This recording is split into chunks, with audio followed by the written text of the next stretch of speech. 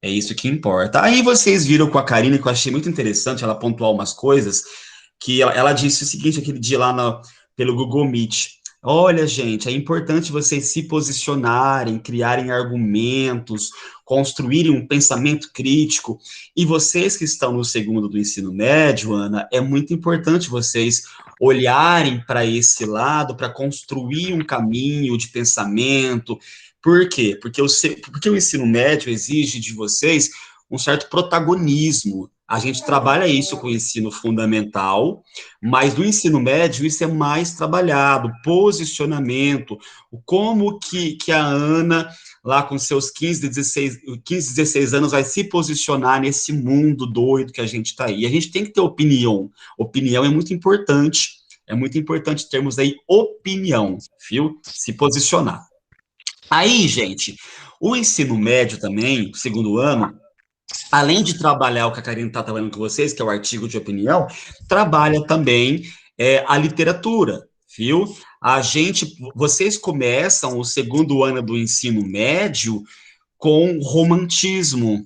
Ana, para você que é jovem, esperta, inteligente, o que é ser romântico? O que é romantismo? Demonstrar para a pessoa o que você sente. Exatamente, exatamente. Olha só, o romantismo, ele tá atrelado, como assim, ele tá junto com o movimento aí lá do século XVIII, século XIX. Por exemplo, ele começa na Europa no século XVIII. Aí tem um slide aqui, ó. Esse quadro que, inclusive, que está aqui no slide é do José Maria de Medeiros, que é um pintor. Olha só como a arte e literatura são casadas. A arte portuguesa. A arte casou com a gente, a arte, Ana, casou com todo mundo. A arte viu o português e falou, casa comigo. A arte viu história e falou, casa comigo. A arte viu matemática e falou, casa comigo. Então a arte está presente em tudo. Esse quadro aqui, Ana, que você está vendo, é do José Maria de Medeiros, que é um pintor brasileiro do século XIX, viu? Por quê? Assim, repara nesse quadro. Esse quadro chama Iracema, que é o nome de um livro. Esse quadro, aqui no Brasil, o romantismo ele é diferente da Europa. Primeiro, a Europa estava acontecendo um monte de coisa muito doida no século XVIII, viu? A gente tinha lá na Europa, por exemplo, a figura do rei, da rainha que mandava. Na França, por exemplo, a França estava assim, o povo estava cansado. O povo estava cansado da figura do rei, querer dominar tudo, querer mandar, e o povo estava à míngua, ou seja, o povo estava passando fome. O povo queria o quê? Comida e liberdade. Aí vem o quê? A Revolução Francesa, lá do século XVIII para o século XIX. O que seria a Revolução Francesa, Ana?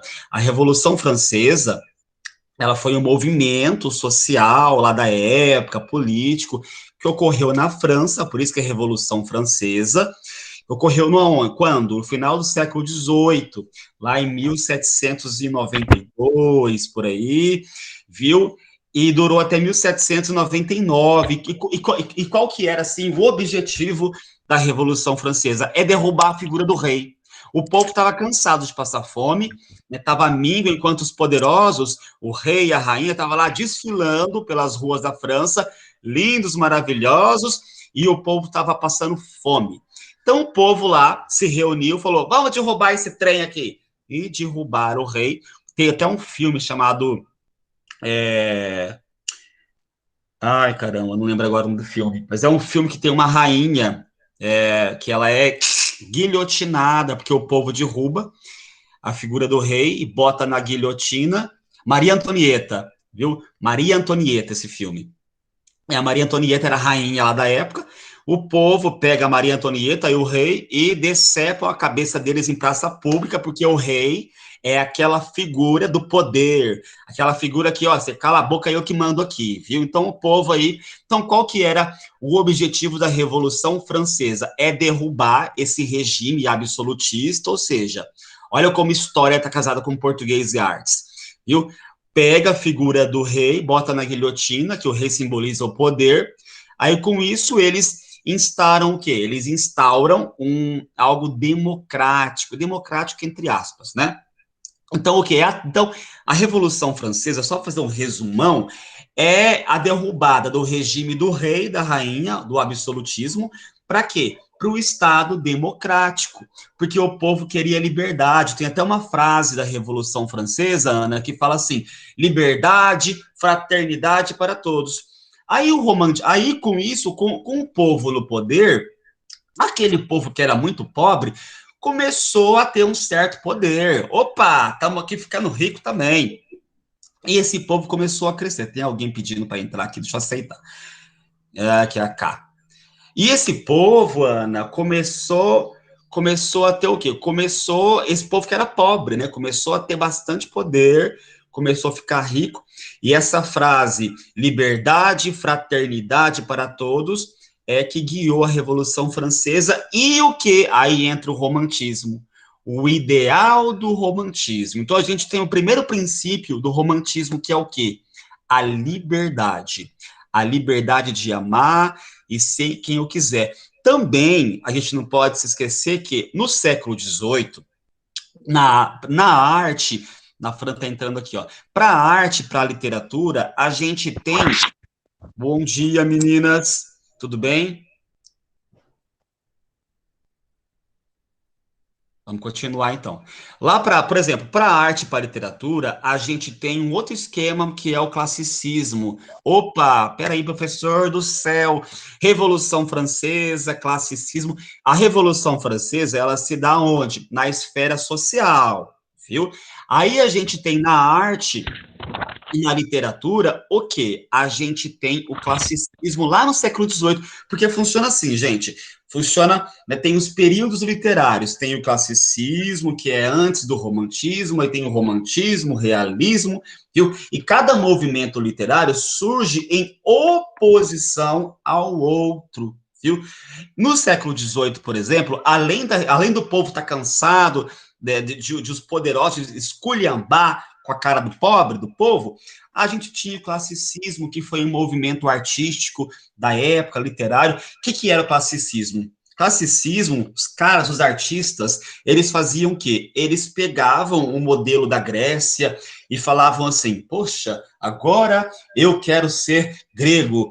Por quê, gente? Os gregos tinham em si, lá neles, a figura de serem perfeitos, de serem ideais. Aqui eu tenho uma imagem que eu quero que vocês vejam do classicismo, lá do século XVIII, em que para a literatura, para a arte, a gente tem a figura da perfeição.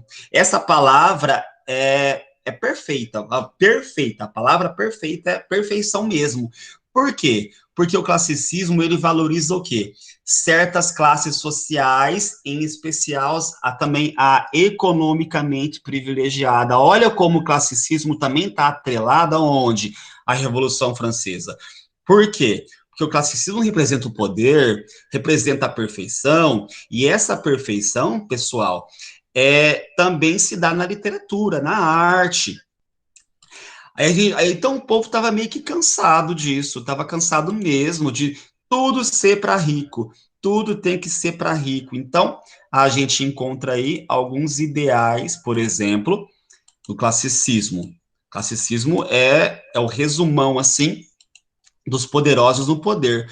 Olha essa imagem aqui, ó. Essa é do Botticelli. Esse quadro aqui, gente, que vocês estão vendo aqui, ó, é um quadro do Botticelli chamada a Vênus, né? É uma deusa, tal. A gente tem nesse quadro aqui a figura da perfeição, os corpos, olhem os corpos. Tem um certo erotismo que o romantismo vai reaproveitar isso também, mas a gente tem também a valorização do corpo. O corpo é perfeito. Olha esses anjos aqui, ó, perfeito, né? Essa mulher aqui, a Vênus, totalmente bonita, perfeita. Então, o classicismo pega esse ideal aqui. Deixa eu colocar outra obra aqui do classicismo também, para vocês verem. Olha só, outra obra, viu? Do classicismo também. Olha só a figura da perfeição, Deus, né? Sempre o homem perfeito. Então, o classicismo também tem uns temas pagãos. A gente tem lá, olha que legal, ó. Esse quadro aqui, gente, lá da Capela Sistina, viu, do Michelangelo, que lá tem os afrescos lá na igreja. A gente tem aqui Deus, né? E um homem praticamente nu. Mas reparem aqui, ó, Deus é muito bonito nesse quadro, é musculoso, e esse rapaz que está nu também, ele é muito bonito, tem um corpo bonito. Então a gente tem no classicismo esse ideal da perfeição, viu? Tudo tem que ser perfeito, tudo tem que ser ideal, e ao mesmo tempo uma mistura do paganismo, a figura do homem nu, né? E aqui a gente tem Deus também, né? Tem um certo erotismo. Então, que esse quadro, perdão, é do Michelangelo, tá, gente? A gente tem aqui a figura do classicismo, isso no século XVIII. No século, e essa arte classicismo, ela é totalmente feita para quem? Para os privilegiados, né? Para os caras que têm poder, para as pessoas que são ricas. Aí vem a Revolução Francesa, que vocês estão vendo aqui na imagem, ó. Também, olha só, se vocês perceberem aí, essa mulher está com a bandeira na mão. Olhem aí, pessoal. Essa bandeira aí está na mão, que simboliza a França, né? A bandeira da França. E ela está nua, viu? Mostrar, assim, os seios também tem a metáfora. Então, o romantismo também trabalha com metáfora. O que é a metáfora? Mostrar uma coisa tentando dizer uma outra coisa. Mostrar os seios, que é a figura da mulher, é sinal de liberdade também, né? Porque nesse mundo machista, a mulher nada pode, e mostrar os seios no século XIX, ainda hoje, né, era sinônimo de liberdade. Então a gente tem aqui, ó, liberdade, fraternidade para todos. Aí, gente, a gente não pode a gente tem que se atentar ao quê? Que o romantismo da Europa, da França, de Portugal, é diferente do romantismo do Brasil. Enquanto na Europa tinha essas questões sociais muito fortes acontecendo, a derrubada aí do rei, da rainha, do absolutismo, aqui no Brasil a gente tem uma outra coisa. Por exemplo, a gente tem no Brasil apenas mato, viu? Mas como que se deu o romantismo no Brasil? É interessante, viu? Por exemplo, Napoleão Bonaparte, que quando derrubaram o rei lá na Revolução Francesa, Napoleão Bonaparte assumiu o poder, que era um general do exército lá da França. Ele falou: agora eu vou mandar. E o Napoleão conquistou a Europa inteira. Chegou a vez do quê? De Portugal. Napoleão falou: Je suis un poète lyrique. Ou seja, eu vou conquistar Portugal. Aí Napoleão pegou as suas tropas, saiu de Paris, foi a caminho de Portugal de cavalo. O rei de Portugal, que era o Dom João VI, ficou doido, que ele ficou sabendo o quê? Que Napoleão estava indo para onde? Para Portugal, dominar Portugal. O rei, ao invés de enfrentar o povo, ora, pois, vou enfrentar a França, ora, pois, eu sou português. O rei bonitão, sabe o que ele fez, gente? Pegou ali os poderosos, né, da corte, os mais ricos, pegou aí uns 30 navios, partiu para onde? Para onde que eles partiram? Para o Brasil, viu? Aqui vieram para o Brasil morrendo de medo e deixou o povo português à míngua, o povo passando fome também em Portugal, porque, gente, nesses países que antigamente tinham reis, assim, o povo estava miserável mesmo, pagava muito imposto e não tinha nada de retorno. Aí, ao invés de. Então, ou seja, o rei Dom João VI, ao invés de ficar em Portugal para defender o seu povo, defender a coroa portuguesa, pegou ali os mais poderosos e partiu para o Brasil, viu? Porque o Brasil era a coroa de Portugal. O único lugar que o rei Dom João VI e a Carlota Joaquina poderia ir era para onde? Era para o Brasil. Pera, eu acho que o teu microfone tá aberto, tá dando uma interferência aqui. Aí não tinha para onde correr, gente. Aí partiu para o Brasil. É interessante falar disso, porque quando o rei Dom João e a sua esposa, a Carlota Joaquina, que é essa figura aqui, pessoal, ó. Carlota, só um minutinho. Carlota Joaquina, que era que casou com o Dom João, essa senhora. Vocês estão vendo aqui, pessoal? Só me fala se vocês estão vendo. Sim. Essa senhora aqui, gente, é a mulher do Dom João, que é a rainha de Portugal. né? Para a época, o povo considerava ela uma mulher assim que não tinha dotes de beleza. Hoje beleza é relativa, a gente não sabe o que é bonito, o que é belo, mas na época a Carlota Joaquim não era muito assim bonita, mas ela tinha muito poder. Ela conquistava vários homens, tinha todos os homens aos seus pés. A Carlota Joaquim era baladeira, viu? Adorava a night, uma baladinha era com ela mesma.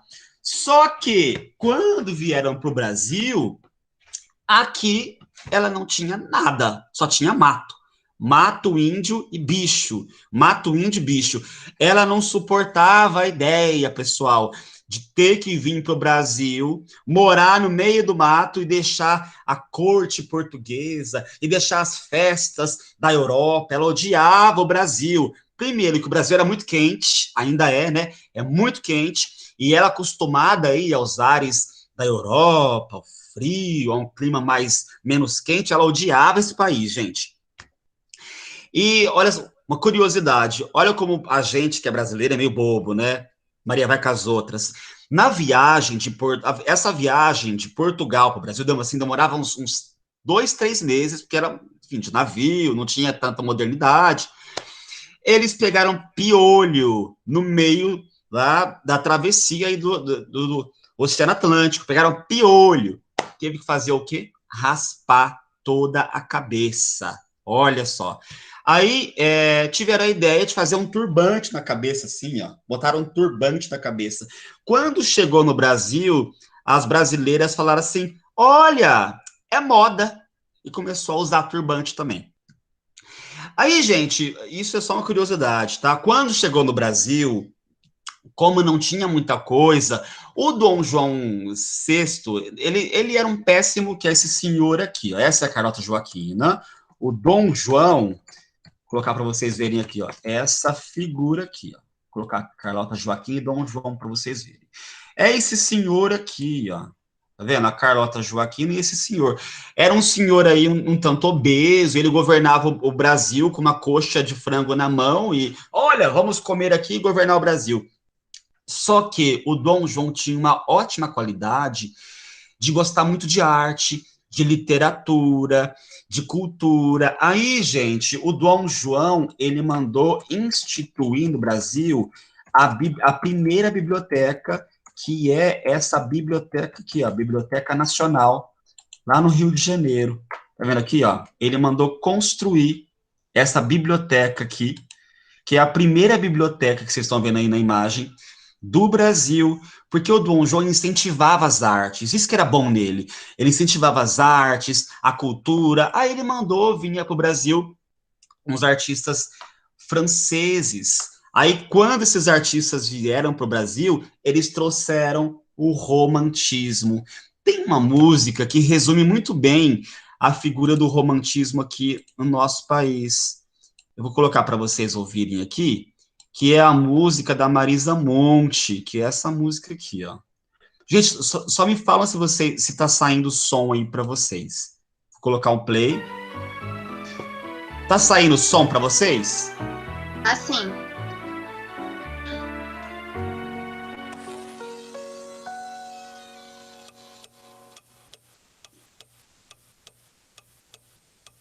Deixa eu dizer que te amo. Deixa eu pensar em você. Isso me acalma, me acolhe a alma. Isso me ajuda a viver. Hoje contei pras paredes coisas do meu coração. Passei no tempo, caminhei nas horas, mais do que passo a paixão. É um espelho sem razão, quer amor, fique aqui. Deixa eu dizer que te amo, deixa eu gostar de você. Isso me acalma, me acolhe a alma, isso me ajuda a viver. Hoje contei pras paredes coisas do meu coração. Passei o tempo,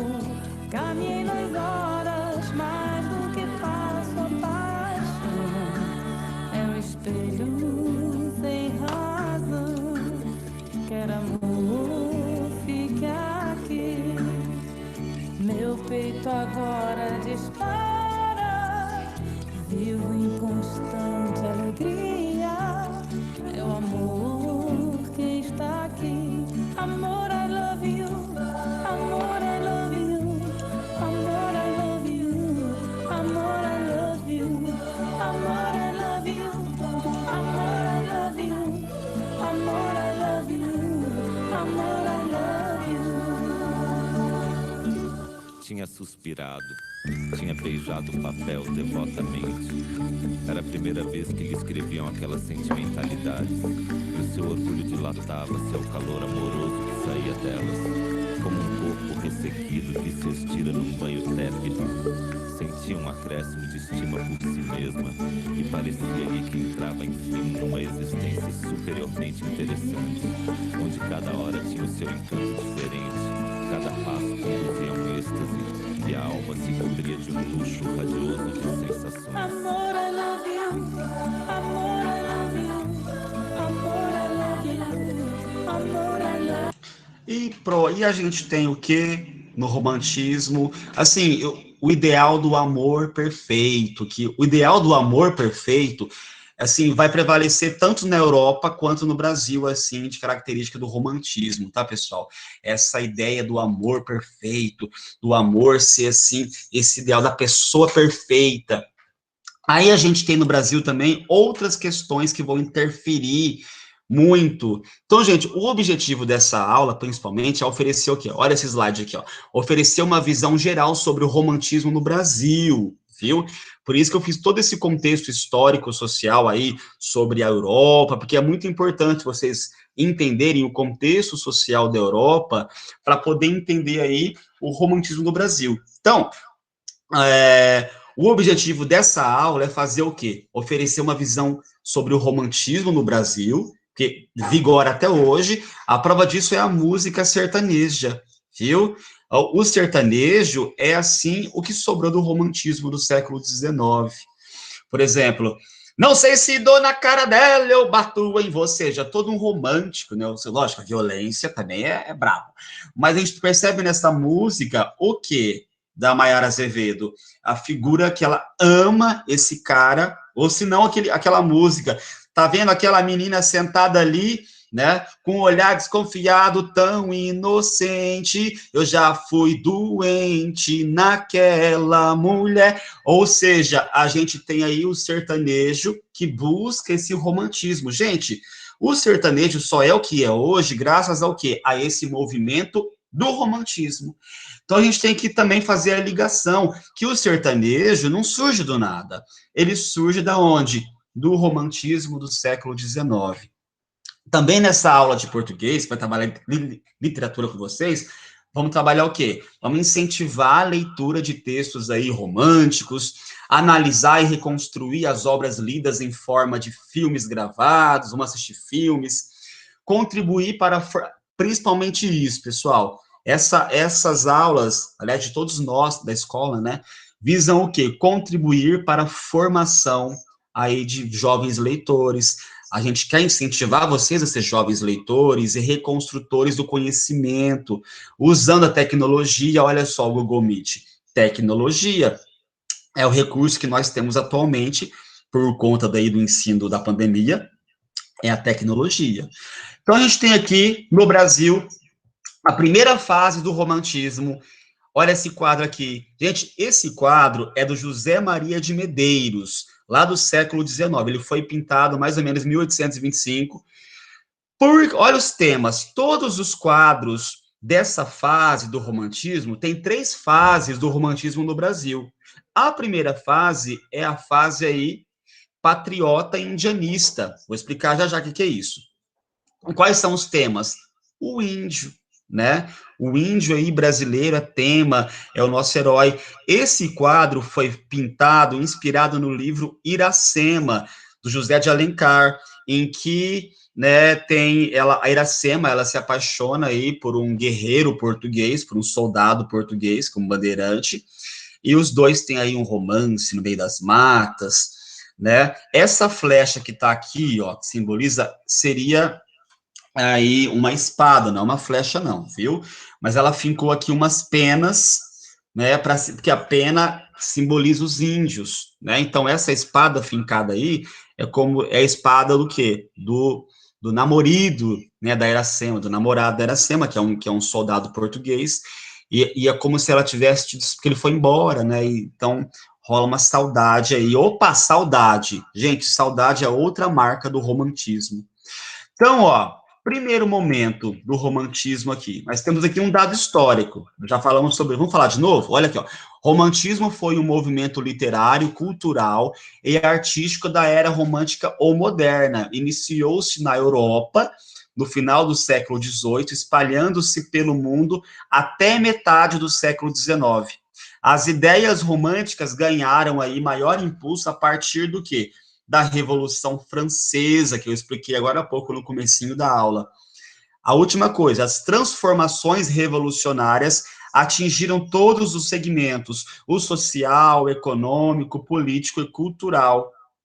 Então, o romantismo, ele influenciou aí tudo, a economia, a esfera social, a esfera filosófica, a esfera artística, que a gente está vendo, viu? E aqui tem essa música que vocês ouviram agora, da Marisa Monte, e a gente tem aqui no romantismo no Brasil, que é onde eu queria chegar. O marco inicial do romantismo no Brasil é o quê?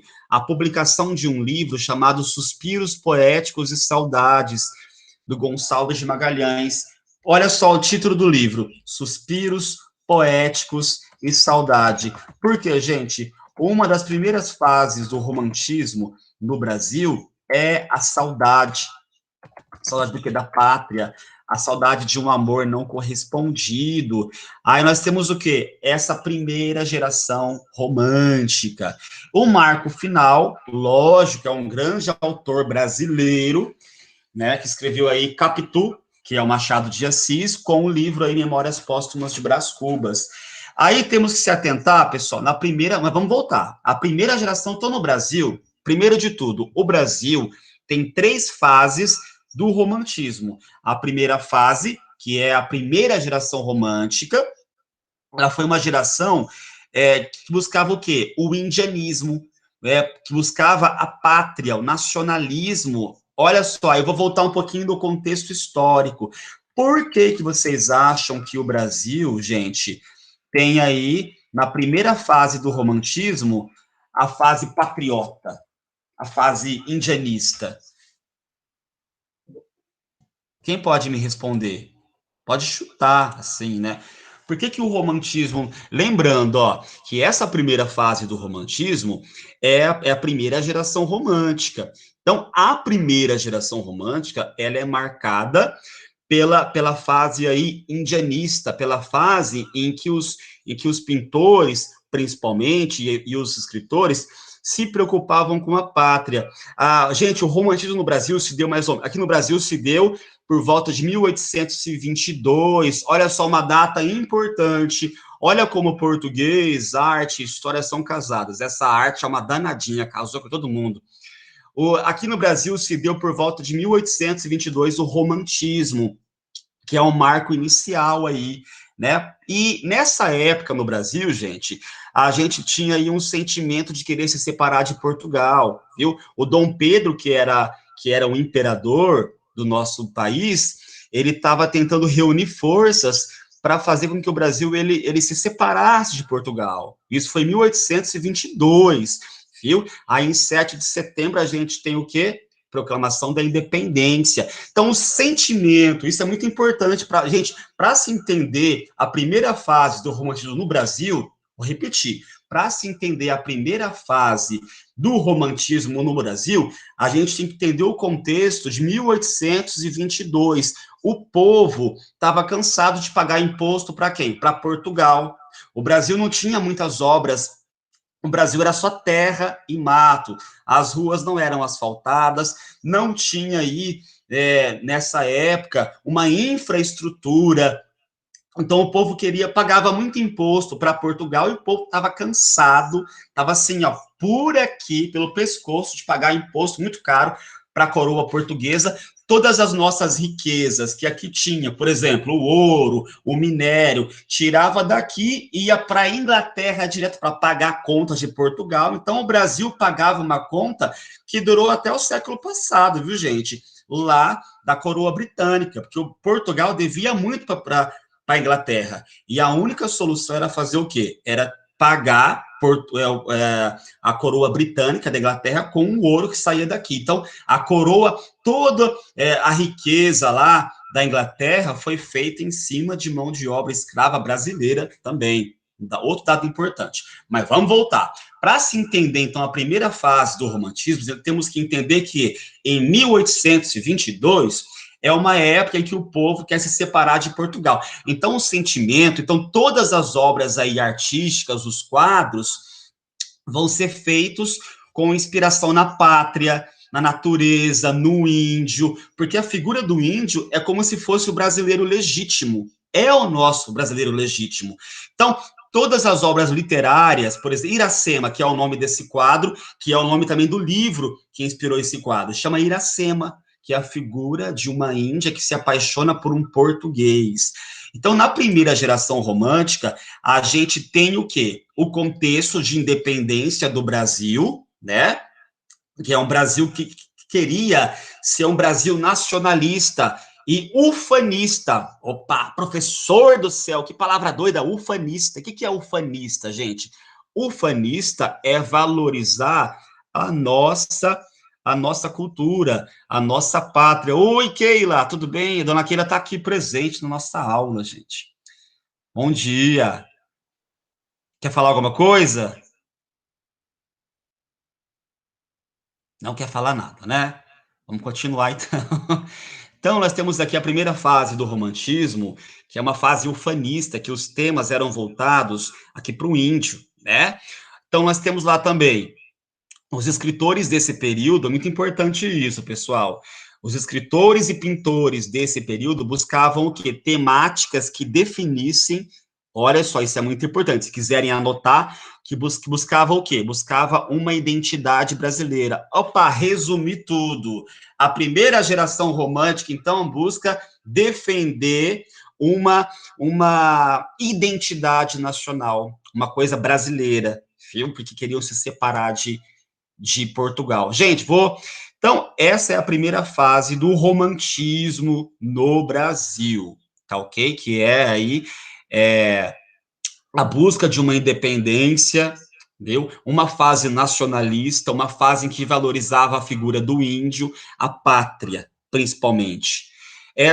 Nós temos aí 3 gerações do romantismo, que vamos aí abordar na próxima aula, a segunda geração. Gente, vocês entenderem, então, qual que é a primeira fase do romantismo? Agora eu queria que vocês falassem, eu vou parar de compartilhar esse slide, queria que vocês falassem um pouquinho. Vocês conseguiram entender aí um pouquinho? Falamos sobre o quê? Falamos sobre o contexto histórico do romantismo, citamos aí a Europa, aí viemos para o Brasil e fomos aí falando sobre o contexto histórico do Brasil, do romantismo. Queria ouvir vocês um pouquinho, que é muito importante ouvi-los. O que vocês compreenderam? O que ficou?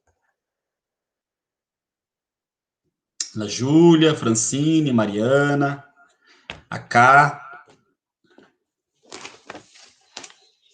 Dona Keila, seu Clodoaldo, quer falar alguma coisa?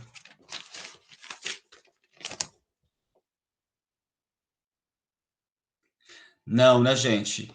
Vou pedir para vocês ligarem a câmera só para a gente fazer uma foto e a gente já encerra por aqui. Pessoal, é sessão espírita? Quem tá aí? Ana Júlia ligou a câmera. Bom dia, Ana, tudo bem? Francine. Yeah. Oi, Fran. Fran, você não estava aí, né, Fran? Olha, Oi. Fran. Tudo bem com vocês? Cadê a dona Keila? Dona Keila, abre a câmera para a gente fazer uma foto aqui, dona Keila. Cá. Vou fazer uma foto, então, rapidinho aqui, ó. 1, 2, 3 e... já! Pronto. Meninas, o que vocês entenderam em rapidinho? Só pensem em 2 palavras. Vocês me deixaram falando sozinho nessa aula. Não acredito. Gente, por favor, né, gente?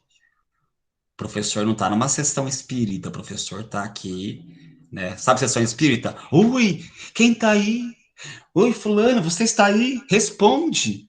É sessão espírita, é isso, gente. Vamos participar da aula, que é muito importante. Olha só, vou deixar um slide para vocês lá no grupo. Essa aula está sendo gravada, depois eu coloco para vocês assistirem essa aula, tá bom? Estou gravando essa aula para vocês assistirem, propositalmente, porque eu sabia que alguns de vocês não iriam assistir. Então, a gente encerra por aqui. Um abraço, fica com Deus. E é isso. Beijo no coração de todo mundo.